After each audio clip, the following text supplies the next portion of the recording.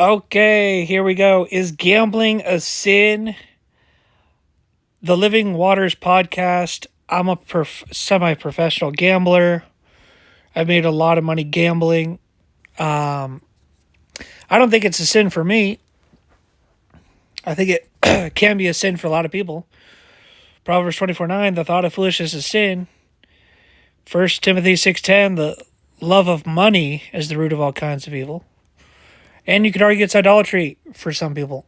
But I haven't seen this. Here we go. Should we bet as Christians? Yeah. I mean, would you play poker? Yeah, so we have to define gambling here. Good questions. My intention in talking about gambling, and those all apply, when you're putting money up, you're going to places where people are gambling, casinos. This has become more and more, I think, relevant to talk about because it's grown more and more. Sports betting especially. Right? I mean, it's become huge. Yeah. Now, I hear people talk about... $4.3 billion industry. A what? $4.3 billion industry, Wow. Just online sports betting. That doesn't include gambling. We're not talking about Vegas. Casinos. I'm no. sure with that. Only online app sports betting is a $4.3 billion business. And we're going to have different views and perspectives, and I think that's healthy. I don't agree with that.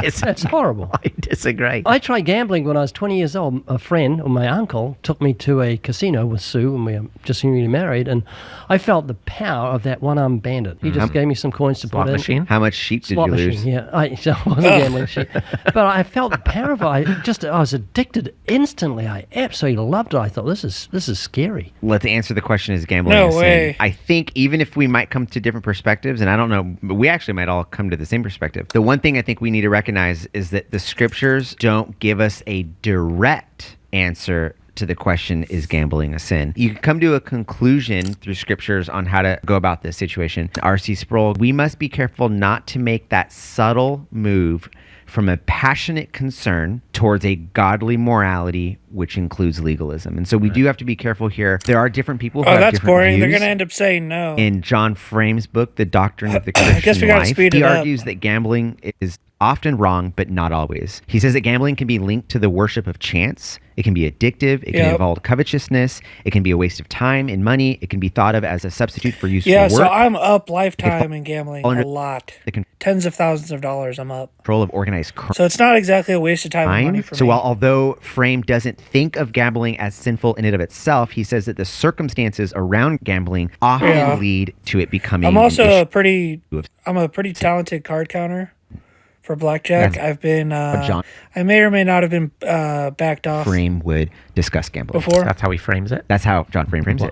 Everything within me wants to say gambling is a sin. Absolutely have nothing to do with it. Why would somebody say that? Like, why would you say that? Well, I play devil's advocate. Yeah, absolutely. The reason why I'm prone to want to say that is because of the associations that are connected to it. Good. And because of the destruction it has done in the lives of so many that are associated with it. I lean the same way with drinking. Yeah, you could argue I'm taking people's money, you know? I just say Christians should not drink. Now, I say that with full knowledge that Scripture, obviously there's alcohol in Scripture, and there's no question. Again, there's some, we've talked about it before lightly on the podcast, where there's some that will say no. I mean, MacArthur would hold the view that no, that the fermentation was not what it is today. You had to drink gallons in order to get drunk or buzzed. Others have different perspectives on that, but I want to lean that way because I look at the associations and I say, guys, we live in a world that is, alcoholism is destroying people. It's so associated with how people destroy their lives. So I just want to say no. Yeah. And there's wisdom attached to everything that you just said. Absolutely. Yeah. Right? I mean, absolutely. But that's where I want to be careful, though, because I can veer off into an area where I ought not to, and I can. Which now becomes legalistic when you're telling other people that they can't do it. Exactly. Yeah, we have to be careful of those appearances of evil. There's no doubt about that, especially with people in different positions of leadership. Like, I personally do not drink alcohol.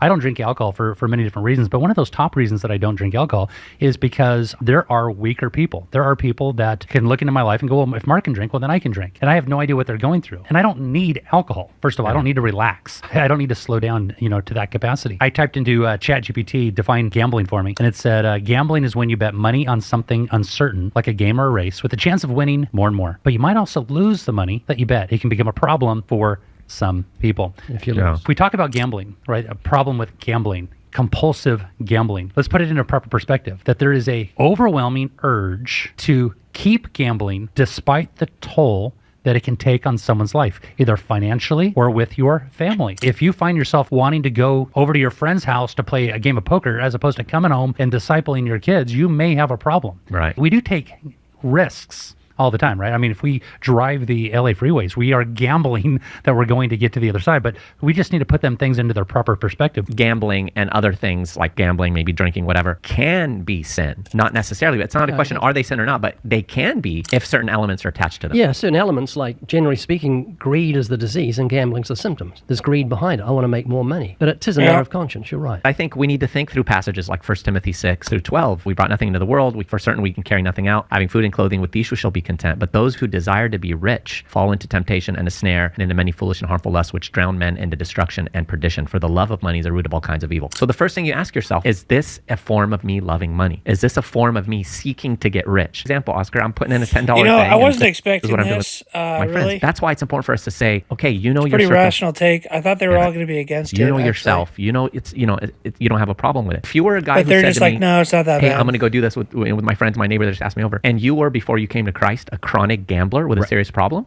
I'd say, brother, I don't recommend that. The problem oftentimes within Christianity is we don't infuse the element of wisdom into things. You have to ask yourself, can you do it in faith, right? Because whatever's not in faith is sin. Scripture makes that very, very clear. So the question, real simply answered, is gambling a sin? It may or it may not be. It depends on the scenario and the situation. Psalm 22, speaking of Jesus on the cross, it says, they divided my garments among them, and for my clothing they cast lots. That speaks to me of those soldiers being absolutely callous. Yeah. Here is Jesus writhing on the cross. He doesn't exist. All that matters is my gambling. And the Christian should live in the shadow of the cross. And we know the cost of our redemption, so everything I do is in the light of that cross. Am I pleasing God by doing this? Am I going to Vegas? Am I going to go to a casino? I want to gamble. It's my life. I'll do what I want. That's not the attitude of a Christian. Exactly. And that's often the problem. I think a good litmus test to be able to see where you're at with gambling is, are you okay with never gambling again? Yeah. Are you okay with never going to that poker game? I would ask you, are you okay with never playing poker again? And undoubtedly you'd say, I have no problem with that. I also think, where's your hope? Like, think about it. Where is your hope?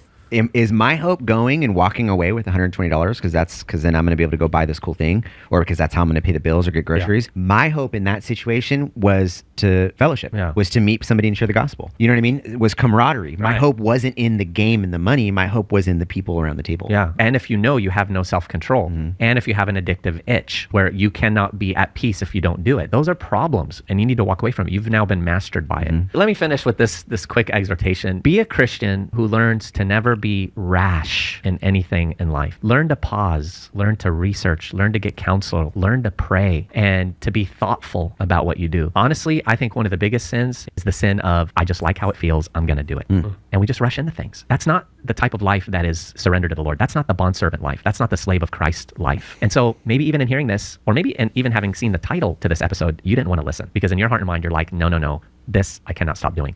If that's you, you're the one who really needs to think about it, because it's probably a problem. Nothing is worth dishonoring the Lord for. Nothing is worth hurting your family over. Nothing is worth entering into sin. And so I just encourage you to think through that. It's a serious issue. This video is part of the Living Waters podcast, which you can listen to on all major podcast platforms.